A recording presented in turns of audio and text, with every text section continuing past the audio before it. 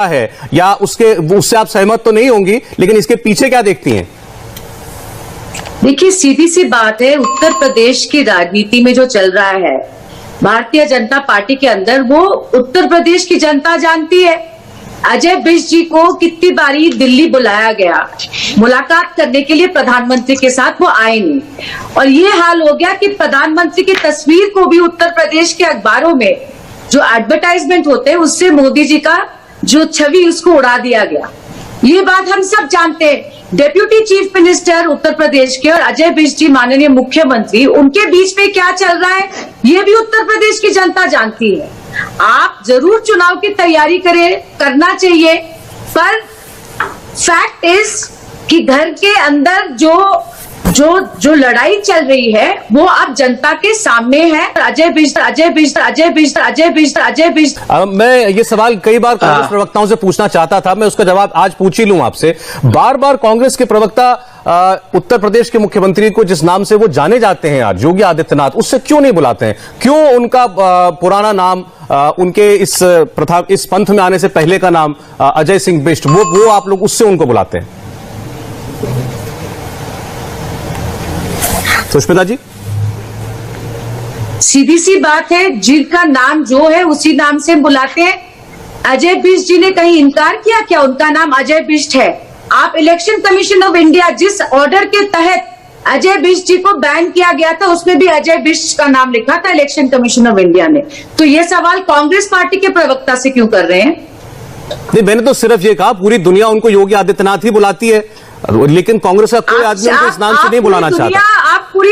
आप पूरी दुनिया क्या बुलाती है मुझे नहीं पता, जो उनका नाम है हम उनको उनके नाम से बुला रहे हैं। नाम पर उनको शर्म क्यों आनी चाहिए? नाम तो नाम होता है, माता पिता आपको आपका नाम देते हैं। देखिए सौरभ जी, हमारे विधायक नाराज हैं और योगी आदित्यनाथ जी को मोदी जी फोन करके बुलाते हैं और योगी आदित्यनाथ जी दिल्ली नहीं आते हैं। ये सब एंटोनियो माइनो जी को कैसे पता है? कैसे पता है, मैं जानना चाहूंगा। क्या प्रधानमंत्री जी ने एंटोनियो माइनो जी को ये बताया या फिर योगी जी ने एंटोनियो माइनो जी को ये बताया? किसी ने नहीं बताया। ये बैठ के अपने घर में अटकलें लगाते रहे, हमें कोई आपत्ति नहीं। आपको भी सोनिया गांधी कहना अच्छा नहीं लगता? नहीं, ऐसा कुछ नहीं है। नाम में क्या रखा है? माता पिता ने नाम दिया है एंटोनियो माइनो इतने प्यार से, जैसे अजय बिष्ट नाम दिया है माता पिता ने इतने प्यार से, तो एंटोनियो माइनो भी तो बड़े प्यार से ही नाम दिया है ना। तो इसमें क्या बुराई है? एंटोनियो माइनो तो अच्छा नाम है, सुंदर सा नाम है, इसमें क्या बुराई है? मुझे नहीं लगता सुष्मिता जी इसका बुरा मानती है। माता पिता ने ही नाम दिया है, तो मैं आप उनको एंटोनियो माइनो ही बुलाऊंगा, क्योंकि माता पिता का नाम सर्वोपरि होता है। तो आप बताइए, ये सारी चीजें एंटोनियो माइनो जी को किसने बताया? मोदी जी ने बताया या फिर योगी जी ने बताया? कि आपने भारत के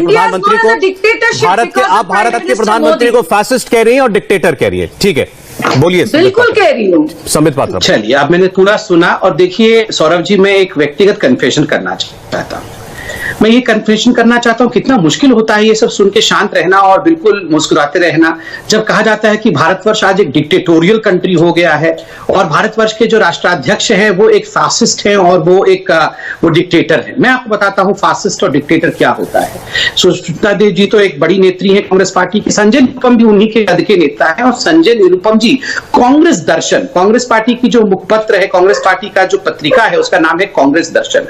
आज से लगभग 6 साल पहले संजय निरुपम जी ने एक आर्टिकल लिखा था कांग्रेस दर्शन में कि what is the definition of fascism, और उसमें लिखा था कि एंटोनियो माइनो जी के पिताजी स्टेफेनो माइनो मुसोलिनी के लिए काम करते थे और एक फासिस्ट थे, और काफी समय उन्होंने रशिया के जेल में बिताया क्योंकि उन्होंने कई लोगों के हत्या की साजिश की और फासिज्म को आगे बढ़ाया। दैट इज फासिज्म, कई लोगों की हत्या करना, मुसोलिनी जैसे व्यक्ति के साथ काम करना, कंधे से कंधे मिला करके डेमोक्रेसी की हत्या करना और इसके लिए जेल में समय बिताना। ये मैं नहीं कह रहा हूं, ये संजय निरुपम जी ने कांग्रेस के मुखपत्र कांग्रेस दर्शन में लिखा है और ये पब्लिकली अवेलेबल डॉक्यूमेंट है, आप पढ़ सकते हैं। नाम फिर से रिपीट कर दूं, स्टेफेनो माइनो, जो कि एंटोनियो माइनो जी के आदरणीय पिताश्री हैं इटली में। चर्चाएं ये है संबित पात्रा जी कि ये अब जो मुलाकातों का सिलसिला शुरू हो रहा है, ये मुलाकात है या पेशी है? क्योंकि बहुत सारे कयास लगाए जा रहे थे, लखनऊ में बहुत बैठकें हुई थी,